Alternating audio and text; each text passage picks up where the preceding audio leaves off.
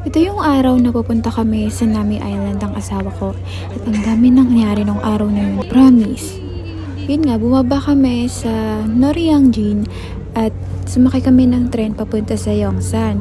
From Yongsan, sumakay kami ng ITX papunta sa Gapyeong. And ito guys, struggle talaga papunta ng Gapyeong. Kasi nung bumili ako ng ticket for 2 person, ang sabi nung nagtitinda, 10 minutes na lang aalis na yung tren. So ito na nga for the takbo ng mga person. Kasi nga 10 minutes na lang at hahanapin pa namin yung car na sasakyan namin. Tapos pagbaba namin, mali pa yung napuntahan namin. So pinakit ulit kami tapos hinanap na naman namin kung saan talaga yung tama nakalagay doon sa ticket. Kasi yun nga guys, 2 minutes na lang aalis na yung tren. So talagang takbo na kami ng takbo. Tapos kabado na. At ayun nga, dahil hindi namin mahanap talaga, pumasok na lang kami sa tren. At yun nga, kahit last minute na, buti na lang nakahabol kami kasi pagkapasok namin, medyo naglakad lang kami ng konti, umandar na yung tren. Buti na lang din naman, yung pinasukan namin is tama naman. So, ayun, halos 1 hour din yata or less yung biyahe papunta sa Gapyeong. Tapos guys, pagbaba namin sa Gapyeong, struggle din talaga. Nakarating kami sa Gapyeong, siguro mga alauna na ng tanghali.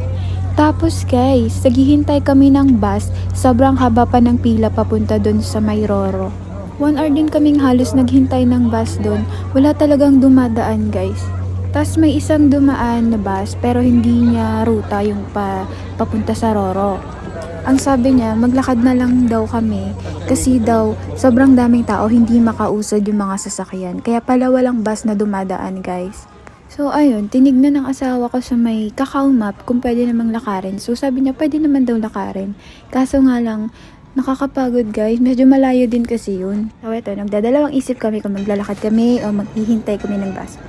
So ang ending, naghintay muna kami ng bus doon. Pero dahil nga hindi umuusad talaga yung pila, napag-desisyon na namin na maglakad na lang din talaga. So hindi naman din ganun kainit, kaya naglakad kami. Marami rin naman kaming kasabay ng mga ibang lahi. Siguro mga 30 minutes din yung nilakad namin bago kami makapunta sa may Roro. Pagdating namin dun guys, Diyos ko, ang haba pa ng pila papasok dun sa mismong sakayan.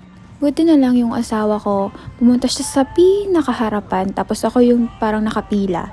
Tapos sabi ko, hala, ang tagal niya, nasan na siya? Kala ko na ano na ako, nawala na ako, ganun. Pagbalik niya, may dala na siyang ticket for 2 person. So ayun, pila na lang kami doon para makasakay sa Roro kasi may ticket na kami. Tapos yun, fast forward guys. Nakasakay naman na kami sa Roro at ayun na nga, nakikita niyo na nasa namin na kami for the picture ng mga person. Suggest ko lang guys, kung plano niyo pumunta sa Nami, lalo na first time, magdala kayo guys ng inumin tsaka ng kahit pa paano pagkain. Kasi pagpasok nyo dito, parang feeling ko lahat ng bilihan ng pagkain, ang haba ng mga pila. Kahit bilihan ng ice cream, ang haba din ng pila. So, suggest ko sa inyo magdala kayo guys. Kasi kami, wala kaming dinala dyan. Kaya yan, mga gutom kami. At wow na din. Meron kaming nabili dyan na fried hotdog, 2,000 per piece.